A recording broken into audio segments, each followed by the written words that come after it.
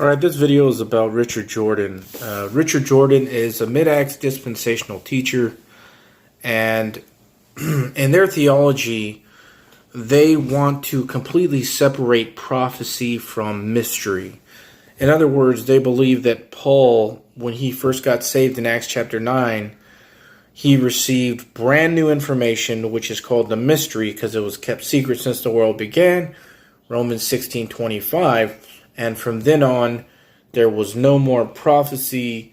And so what they want to do is they want to take Paul's epistles and completely chop them off from anything outside of that, which is, prophetical, right? And so in doing that, wanting to completely separate these things, they say things like, well, the nation of Israel doesn't count when it was founded in 1948 or 49. Prophecy isn't close or isn't happening or whatnot. It's because they're protecting this theology that they want to push.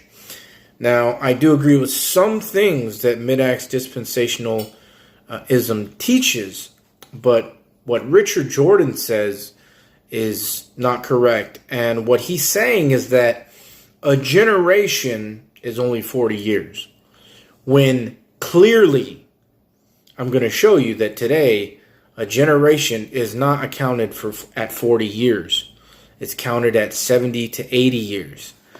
But where he's getting this idea from is in Numbers chapter 32, verse 13. And it's not even saying that, so I'm going to show you what it says, and then we'll go from there. Numbers chapter 32, verse 13.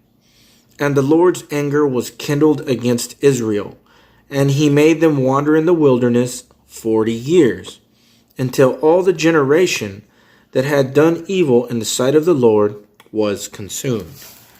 So what Richard Jordan is trying to say is, well, since they wandered in the desert for 40 years and the whole generation that did wicked against the Lord died, a generation is 40 years. But he's not taking into account, what about the kids that did not do evil unto the Lord? And besides that, there's an age of accountability in the Bible. Some believe it's 12 or 13. Some believe it's higher. Either way, the Lord had the people die out within 40 years. It doesn't mean people who are 1 year old or 5 years old or 10 years old, they didn't do any wicked against the Lord. It's not saying that a generation is 40 years. It's saying that all the people that did evil against the Lord, that generation died. Now, how could Richard Jordan go off that assumption that he's making when in Psalms chapter 90, it tells you exactly how long a generation is? And here it is. Psalms 90, verse 10. The days of our years are 60 years and 10. A score is 20 years. And then it says 60 and 10, which is 70. And if by reason of strength they be 80 years, which is 80. Yet is their strength labor and sorrow, for it is soon cut off, and we fly away. Talking about death. So clearly, no guesswork, no assumptions, no presumptions. That's a word. Psalms 90 verse 10 tells us that a generation is 70 to 80 years. Now, again, the reason that Richard Jordan is trying to say this is to protect what they're teaching. In other words, he doesn't want people to actually see what's really going on, which is the Great Tribulation, Daniel's 70th week is about to start, and there's this transitional period that we've seen building for years. 1948 and 49 is when Israel was founded again as their own thing.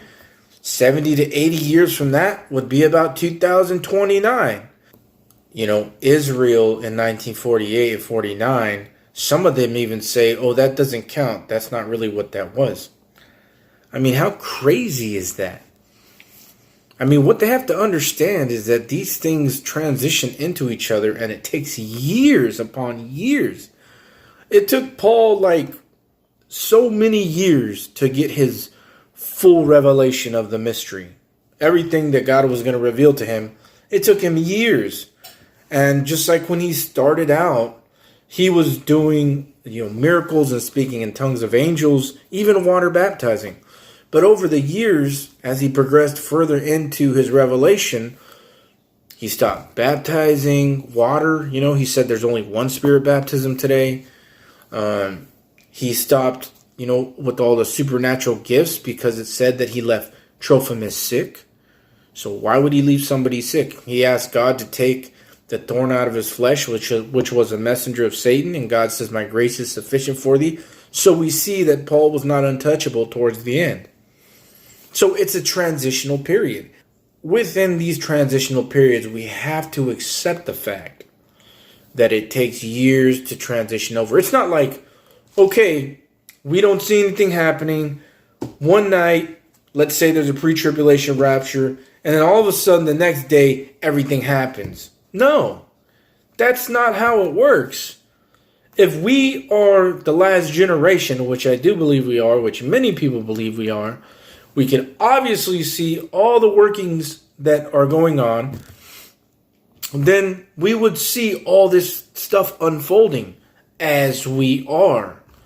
But you have Richard Jordan over there trying to protect this idea that is not biblical, that he thinks that things would just manifest overnight, like as if the mark of the beast would just all of a sudden the next day of the rapture, there's the mark of the beast and Israel's a nation and all this stuff. No, that's not biblical. That's not how it works.